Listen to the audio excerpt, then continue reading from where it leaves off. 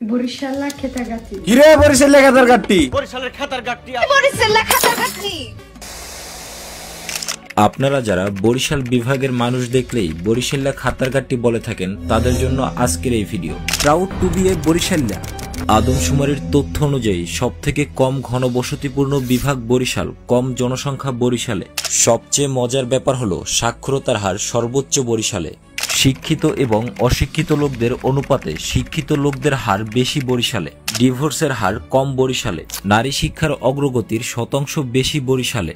শিশু শ্রমিক কম বরিশালে। প্রাইমারি স্কুলের শিক্ষার্থীদের শতকরা হার বেশি বরিশালে। অভ্যন্তরীণ কৃষি উৎপাদন বেশি বরিশালে। মাছ উৎপাদন বেশি বরিশালে। জন্ম নিয়ন্ত্রণ হার বেশি বরিশালে। এছাড়াও বাংলাদেশের অন্যতম শ্রেষ্ঠ ব্যক্তিবর্গের অনেকের বাড়ি বরিশালে।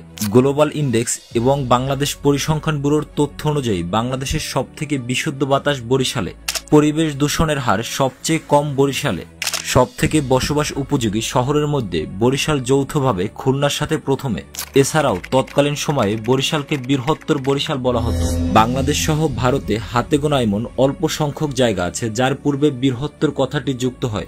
ধান, নদী, খাল এই তিনে বরিশাল। এই পূর্বাদ থেকে বেরিয়ে এসে বরিশাল এখন আদর্শিক এবং অনুকরণীয়।